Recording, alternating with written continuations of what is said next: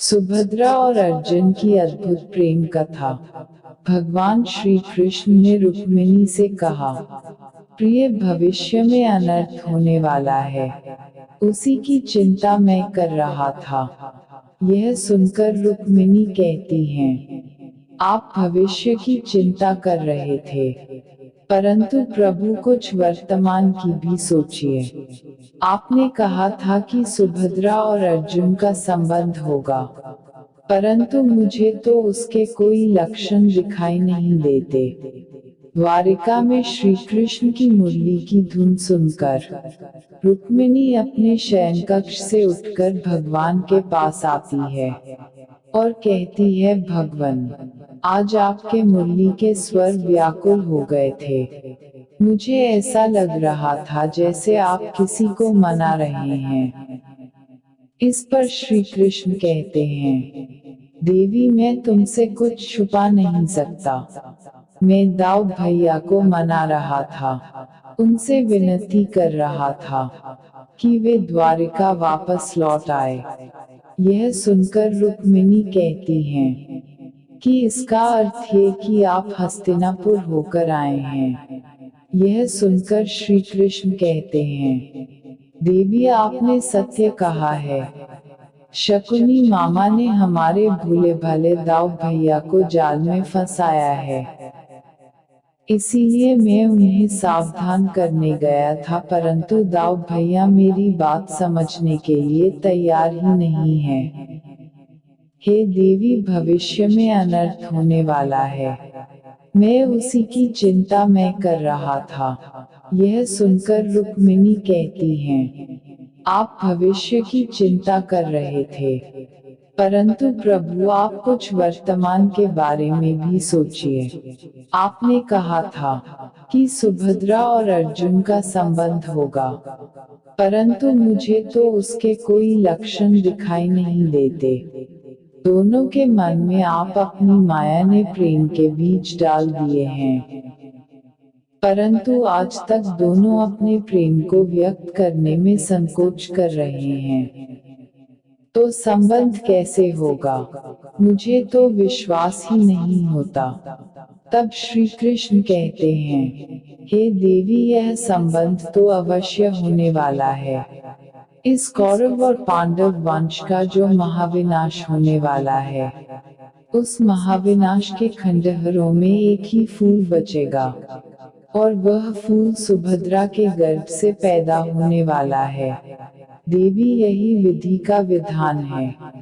भगवान के मुख से यह सब सुनकर रुक्मिणी चौंक जाती है और कहती हैं, भगवान, आज आप ऐसी अनोखी बातें क्यों कर रहे हैं? तब श्री कृष्ण कहते हैं, प्रिय, भविष्य में बहुत बड़ा नरसंहार होने वाला है कौरव और पांडवों के बीच। धर्म और अधर्म का भीषण युद्ध होने वाला है, जिसमें भाई भाई के प्राण हरण करेगा। पिता पुत्र का, शिष्य गुरु को जीवित नहीं छोड़ेगा और गुरु शिष्य को। लहू के सारे नाते लहू से नहाएंगे। रुक्मिणी, वास्तव में भयंकर है, महाभयंकर है। इसी संहार में कुरुकुल का विनाश अटल है, परंतु इसी कुरुकुल के एक फूल को बचाना चाहता हूँ देवी। यह सुनकर रुक्मिणी कहती है, प्रभु, वो कैसे? तब श्री कृष्ण कहते हैं, अर्जुन और सुभद्रा का विवाह कराके सुभद्रा के गर्भ से ही कुरुकुल का वंश चलेगा। परंतु हे देवी शकुनी मामा, बलराम भैया से बहका कर सुभद्रा का विवाह दुर्योधन से तय कर दिया है। सुभद्रा और दुर्योधन का विवाह असंभव है, इसलिए मैं दाऊ भैया को मनाने की कोशिश कर रहा हूँ। दाऊ जी कहते हैं, कन्हैया, एक बार फिर से तुम अपनी मुरली सुना दो, बहुत दिन हुए तुम्हारी मुरली सुने। तब श्री कृष्ण पुनः मुरली बजाने लग जाते हैं। फिर दाऊ भैया मुरली की धुन में गुम होकर आंखें बंद करके मगन हो जाते हैं। तभी कुछ देर बाद मुरली की धुन बंद होती है। तो उनकी आंखें खुली है और वो देखते हैं कि कन्हैया तो नहीं है। दाऊ जी पुकारने लगते हैं, कन्हैया, कन्हैया। फिर वे खड़े होकर जोर जोर से कन्हैया, कन्हैया पुकारने लगते हैं। तो शकुनी मामा आकर पूछते हैं, दाऊजी इतनी रात गए आप किसे पुकार रहे हैं? इस पर बलराम कहते हैं, शकुनी मामा यहाँ कन्हैया आया था। इस पर शकुनी मामा हंसते हुए कहते हैं कि दाऊजी आपको कोई भ्रम हुआ होगा, वासुदेव तो द्वारिका में है। नहीं मामा, वो यहाँ स्वयं आया था। तब शकुनी कहते हैं, मेरे विचार से तो आपने कोई सपना देखा होगा दाऊजी। बलराम जी असमंजस में पड़ गए। तब रुक्मिणी कहती है, प्रभु यह सब सुनकर संतोष हुआ। भगवान आप सुभद्रा और अर्जुन दोनों का मिलन करा दो। भगवान कहते हैं, हे देवी, दोनों एक दूसरे की तलाश में शिकार पर गए हैं, परंतु वो दोनों एक पहाड़ी के इस ओर और दूसरा पहाड़ी के उस ओर। भगवान आप तो स्वयं प्रेम के अवतार हैं, इन दोनों प्रेमियों पर दया कीजिए, इनका एकांत में मिलन करा दीजिए प्रभु। यह सुनकर श्री कृष्ण कहते हैं, हे देवी तुम चिंता न करो, देवी योगमाया मेरी सहायता करने आ रही है। भगवान के मुख से यह सुनकर रुक्मिणी पुनः अपने शयन कक्ष में सोने के लिए चली जाती है। तब योगमाया आती है। योगमाया कहती है, मेरे लिए क्या आज्ञा है सर्वेश्वर? तब श्री कृष्ण कहते हैं कि तुम तो जानती हो योगमाया की मेरी बहन सुभद्रा और अर्जुन आपस में मिलने के लिए तड़प रहे हैं। मुझे कुछ कहने की आवश्यकता नहीं है, क्योंकि जब किसी विचार का मेरे मन में स्फुरण मात्र होता है तो वह तुम्हारे मन पर अंकित हो जाता है।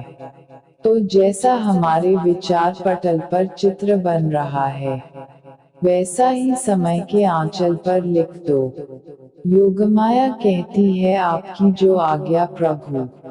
तभी उधर सुभद्रा के समक्ष एक विशालकाय दानव आकर खड़ा हो जाता है। फिर वह बैठकर जोर जोर से हंसने लगता है। यह देखकर सुभद्रा धनुष उठाकर उस पर तीर चलाती है, लेकिन उस दानव पर सुभद्रा के बाण का कोई असर नहीं होता है।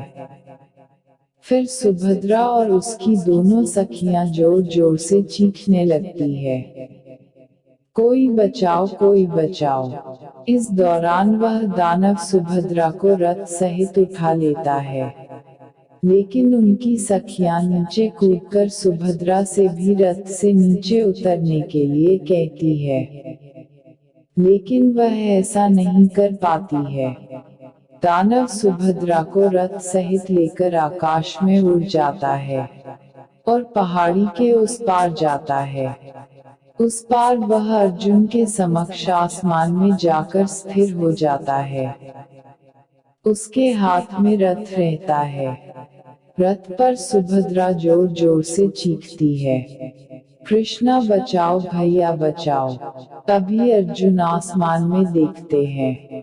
अर्जुन यह देखकर दंग रह जाते हैं और अर्जुन कहते हैं, सुभद्रा। सुभद्रा भी अर्जुन को देखकर करती है, पार्थ पार्थ मुझे बचाओ।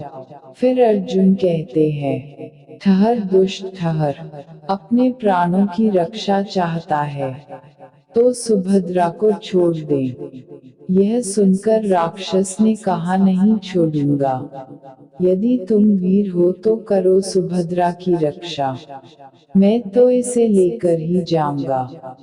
तब अर्जुन ने तीर चलाया तो राक्षस गायब होकर दूसरी ओर प्रकट होकर हंसने लगा। ऐसा राक्षस ने कई बार किया। तब अर्जुन दिव्यास्त्र चलाकर उस दानव को घायल कर दिया।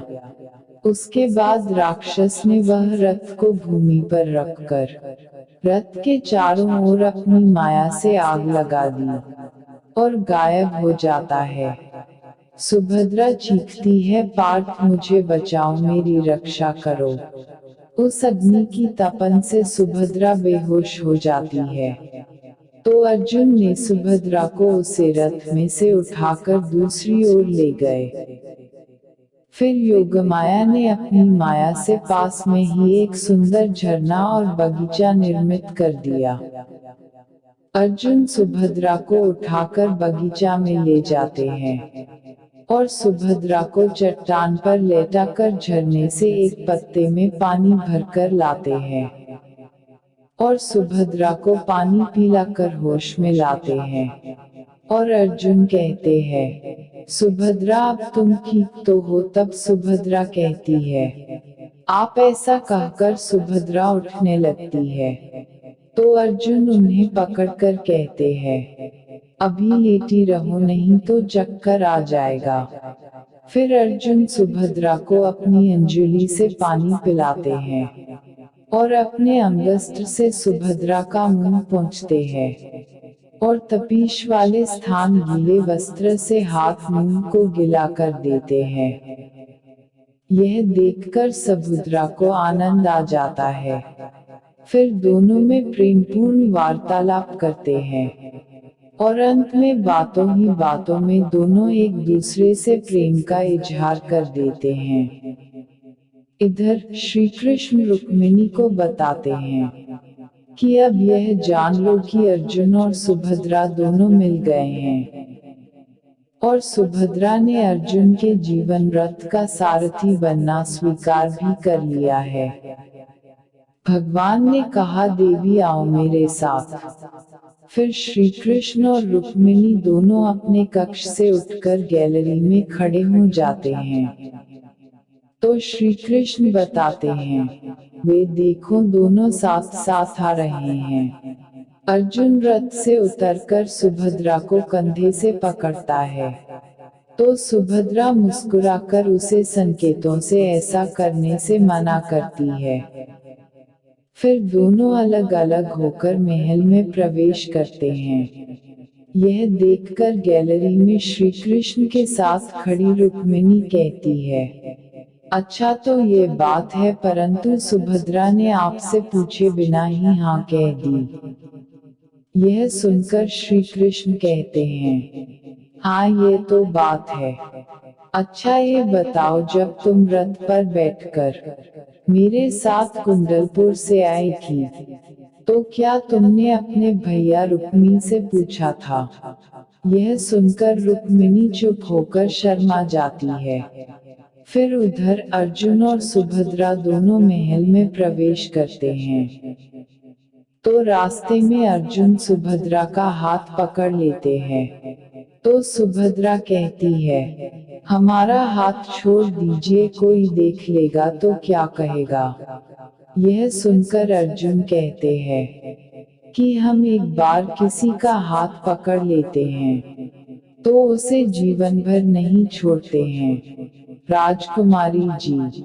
यह सुनकर सुभद्रा मुस्कुराकर कहती है, चलो ये भी देख लूंगी, परंतु इस समय तो छोड़ दीजिए। सामने भैया भाभी का कक्ष है, हम पर दया कीजिए। यह सुनकर अर्जुन कहते हैं, ठीक है, आपकी जैसी आज्ञा। फिर दोनों श्री कृष्ण के कक्ष में प्रवेश करते हैं। तो श्री कृष्ण और रुक्मिणी दोनों उनका स्वागत करते हैं। रुक्मिणी सुभद्रा का हाथ देखकर कहती है, अरे ये क्या हुआ, तुम्हारे हाथ पर ये पट्टी कैसी? इस पर सुभद्रा सारा घटनाक्रम बताती है। यह सुनकर श्री कृष्ण कहते हैं, सुभद्रा की इस बात पर तुम्हारा क्या मत है?